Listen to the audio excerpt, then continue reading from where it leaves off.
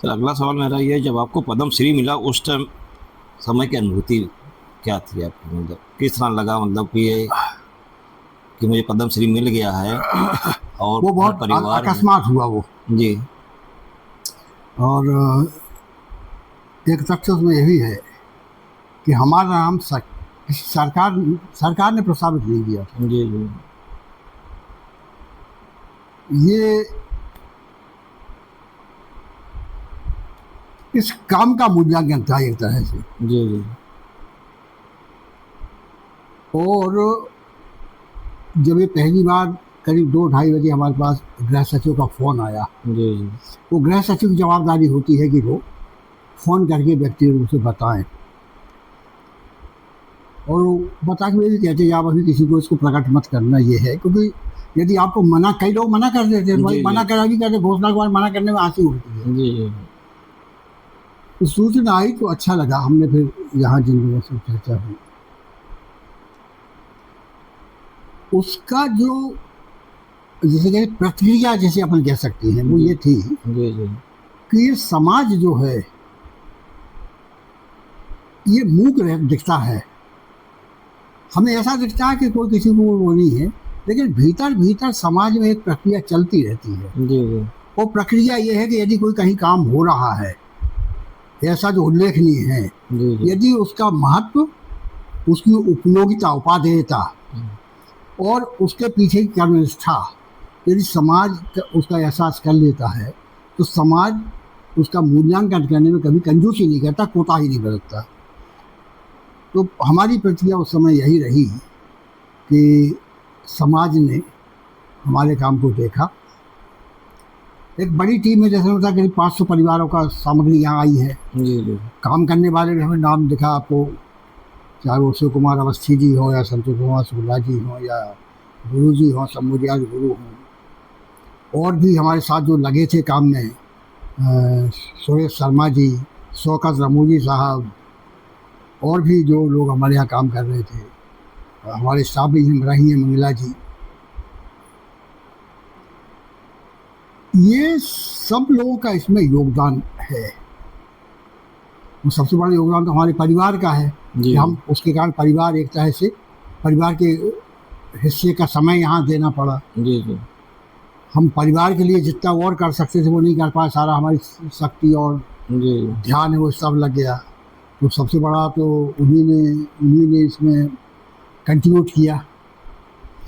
तो ऐसे बहुत सारे लोगों पे हमारा वो रहा है।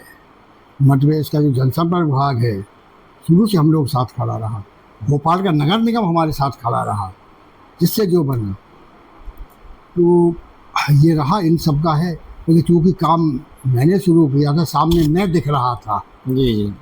तो इसलिए बुक से मुझे मिल गया और समाज ने उसका मूल्यांकन किया और इसमें मज़ा आया बहुत। जी 26 जनवरी के अखबार में फ़ोटो के साथ खबर छपी, पूरे प्रदेश भर के अखबारों में पहले पेज पे छपती है, हर साल छपती है। दिन जबलपुर में सामाजिक संगठन का बड़ा काम, महत्वपूर्ण सहयोग कर रहा है। उनने फ़ोन किया तो वो कहते हैं कि भैया गजब हो गया, अब तो क्या हुआ शंकर भाई? जी बोला बताओ कबाड़ियों को पद्म श्री मिलने लगा है। तो मुझे लगा कि एग्जैक्ट जी। सही यदि टिप्पणी कोई थी तो यही टिप्पणी थी। मुझे लगता है कि मैंने जो लोगों ने बहुत हंसी उड़ाई शुरू में, हमारी यहाँ भोपाल के पत्रकारों ने बहुत हंसी उड़ाई, जी। अरे क्या कबाड़ी के धंधे में लगे हैं। तो पहली बार हमने उसको लगा कि नहीं, हमने जो काम अपना मिशन, जो अपना काम चुना था उसमें इतनी उसकी सार्थकता है जी कि लोग हमें उस ऊपर रिकग्नाइज करते हैं, जी जी। हमें लोग मान्यता मिलते हैं, लोग हम प्यार करते हैं, लोग भरोसा करते हैं, तो बहुत बड़ी उपलब्धि होती है। इससे जुड़ा हुआ मेरा अगला सवाल है कि जब पहली बार आपने अपने नाम के आगे पद्म श्री लिखा, उस समय का अनुभव? नहीं, गलत फहमी आपको। ये पद्मश्री का क्या होता है, हमारे यहाँ हिंदी में एक कहावत होती ना, जी कहते हो 4 दिनों की चांदनी फिर अंधियारी रात। जी जी। ये पद्मश्री वैसे ही है। मतलब जब आप राष्ट्रपति भवन के मुख्य गेट पर, द्वार फाटक पर आप प्रवेश करें तो पद्मश्री का टोकरा अपने सर पर लाद लें, और जब पद्मश्री मिल जाए लौट के बाहर आए नाश्ता करके वहाँ, तो वहीं उतार के आ जाए। इसको आप विजिटिंग कार्ड में नहीं लिख सकते, इसको आप अपने लेटर हेड पे नहीं लिख सकते, इसको आप घर के सामने नेम प्लेट पे नहीं लिख सकते। दूसरा लिखे पद्मश्री से सम्मानित, पद्मश्री से विभूषित से चल जाता है, पद्मश्री को एक पदवी या उपाधि की तरह नहीं लिखा जा सकता ऐसा क्यों? है, कायदा है वो, मतलब उनकी रूलिंग में है ये? हाँ उनके नियम में है वो। ये सर भारत देश की तरफ से आपके किसी काम के मूल्यांकन में किया गया अलंकरण है ये पदवी या उपाधि नहीं है। अच्छा अच्छा अच्छा। वैसे तो आपको तो काफ़ी सम्मान मिला है और मुझे लगता है सैकड़ों सम्मान है, उसमें सबसे अच्छा सम्मान आपको जो संस्थाएं दी हैं? एक तो अभी पिछली 23 मार्च को हमको जी हिंदी साहित्य सम्मेलन प्रयाग, जी जी, ये हिंदी की सबसे पुरानी और सबसे बड़ी संस्था है, जी, सबसे जी। प्रतिष्ठित संस्था है। आपने चेयर भी किया था? हाँ, उसमें उनका एक सेशन को हमने चेयर किया था जी और उन्होंने हमको साहित्य वाचस्पति की जी जी, एक वो सम्मान दिया, ये सबसे बड़ी पदवी वो होती है। सबसे बड़ी पदवी होती जी। है। वो हमको अभी स्टेज है। संस्था ने बहुत किया। मध्य प्रदेश में तो भोपाल का नगर निगम, मध्य प्रदेश की बहुत सारी नगर पालिकाएँ, खूब लोगों ने सम्मान किया और उसका एक कारण मुझे लग रहा है मेरी उपलब्धियों से ज़्यादा ये है, उन सबको मैं कहीं ना कहीं अपना लगता हूँ। जी जी, सम्मान तभी होता है सर, हाँ, अपनापन लगता है हाँ। उससे। और मेरी शुरुआत से ही बड़ी मज़ेदार हुई थी। यह एक बड़ी पुरानी संस्था है, जी अभिनव कला परिषद और मधुबन, ये संस्कृति को समर्पित, संगीत कला संस्कृत समर्पित संस्थाएं हैं। एक को 50 साल, मतलब दोनों को 160 साल से ऊपर होगा इस काम करते हुए। एक सुरेश सातगढ़ करके यहाँ एक संस्कृति के बहुत अच्छे कार्यकर्ता हैं, स्वयं बहुत अच्छे तबला वादक हैं, उन्होंने 60 साल से ऊपर से चला रहे हैं। उन्होंने श्रेष्ठ कला आचार्य की एक वो दी थी उपाधि और सम्मान, वहाँ से शुरू हुआ था सिलसिला। और लेकिन देखिए ऐसा है, निश्चित रूप से यदि आपके काम को कहीं पूछा जाएगा, उसकी सराहना होगी, उसका सम्मान होगा, तो मन को संतोष भी होता है, आनंद भी होता है और खुशी भी होती है। जी।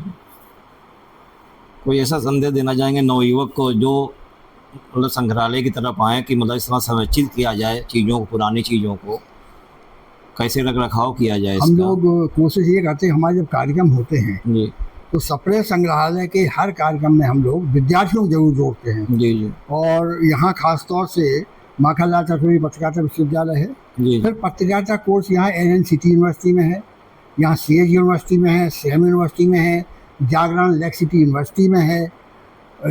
इस तरह की संस्थाएं जो भी हिंदी आपका पत्रकारिता का पठन पाठन में लगी हुई हैं, उनके विद्यार्थियों को जरूर बुलाते हैं। और वो इसलिए बुलाते हैं कि एक तो वो सब जुड़े, अलग अलग तरह के लोग बात करने यहाँ आते हैं, व्याख्यान देने आते हैं, जी उनसे वो इंटरेक्ट करें, उनसे सवाल जवाब करें, उनकी समझ भी विकसित होगी और ज्ञान का दायरा बढ़ेगा। एक तो वो हम हायर सेकेंडरी स्कूल के भी विद्यार्थी समय समय पर यहाँ आते हैं जी जी और वो आकर भ्रमण करते हैं और समझते हैं कि है क्या और क्यों है, जी जी तो उस तरह से भी बढ़ता है। फिर उनमें से हर एक से कहते भाई देखो ऐसा है, तुम्हारे पास तुम्हारे घर में जो किताबें रखी होंगी तुम्हारे दादा की, पिताजी की, उन्हें पलट पलट देखा करो और उनमें कभी रुई का फाहा लो जी और कभी उनमें धूल लगी दिखे तो धीरे से उसको साफ कर दो, उसको संभाल के रखो। ऐसी जगह मत रखो जहाँ उसको नमी का शिकार हो, ऐसी जगह खुले मत रखो धूल उसे भरती रहे। तो ये तो केवल इसलिए कि उन्हें ये संस्कार मिले कि इन चीज़ों कैसे बचाते हैं। फिर यही बताते हैं कि आपके घर में कोई बहुत कीमती चीज़ होगी, उस कीमती चीज़ की चिट्ठी होगी बहुत जो एक दिन तुम्हारे परिवार को बेहतर दिला सकती है, तो सावधान रहो और ऐसा करो, ये भी करते हैं। जी जी। आपने बहुत समय दिया हम लोगों को, उसके लिए आपका बहुत बहुत धन्यवाद। एक जरूर है जो आपके पूरी प्रश्नावली में नहीं है, जी हमने राजनीति का एक अलग दौर देखा है। जी जी मध्य प्रदेश में खासतौर से जो पुराना महाकौशल और जी, छत्तीसगढ़ जी। वाला हिस्सा रहा है, विंध्य प्रदेश वाला हिस्सा रहा है, यहाँ आरंभ से ही देखे दो दलीय व्यवस्था जैसी रही है। जी कांग्रेस थी, उसके खिलाफ समाजवादी पार्टी थी, पहले प्रजा समाजवादी, फिर सोशलिस्ट पार्टी, और चुनाव होते थे, कभी कोई जीतता था कभी कोई हारता था, लेकिन उनके बीच में मनोमालिन्य या रंजिश जैसी भाव कभी बातचीत तो बोलचाल व्यवहार में नहीं आते थे। अच्छा अच्छा। हमने हमारे घर में, हमारा घर तो सबके लिए खुला था, तो बाबूजी ने राजनीति से किनारा कर लिया था इसने ठीक से, तो डांटे थे सभा माइक पर जी कि हम वहाँ लोकसभा के चुनाव लड़ रहे हैं, वहाँ नाली बनाने नहीं जा रहा है, ये वो म्यूनसिपैलिटी वालों से बात करोगे। ये था उनमें नैतिक बल भी था सीधी बात कहने का, जी और निष्पक्ष थे। राजनीति उनके लोभ लालच का जरिया नहीं था, तो आपस में उनके संबंध भी बहुत अच्छे हुआ करते थे।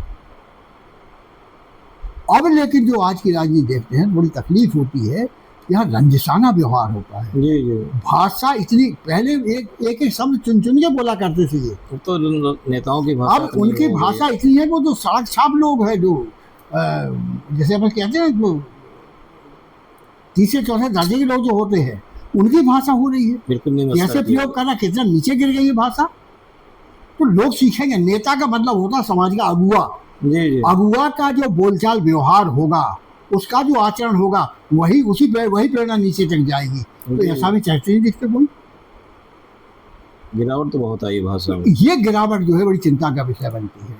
तो वो जो सामंजस्य और वो होता था, वो खत्म हो गया है। तो हमारे विनोबा जी कहते थे भाई चुनाव लड़ो मत, चुनाव खेलो। जी जी। जैसे खिलाड़ियों में होता, कोई हारता है कोई जीतता है, एक खिलाड़ी आपस में दोस्त रहते हैं। भाई हारने के बाद देखिए सब हाथ मिलाते भी हैं, सब एक दूसरे मिलाते हैं, उनको वो नहीं रहता। तो राजनीति को भी उसी तरह से होना चाहिए, क्योंकि देश के लिए काम करना है। जिस टीम के साथ हम लोग रहते हैं, अगर हार भी जाती तो हम लोग ज्यादा दुखी होते हैं, वो इतने दुखी हमें नहीं दिखते हैं। वो खेल कितना खेलते हैं, खेल खेलते हैं।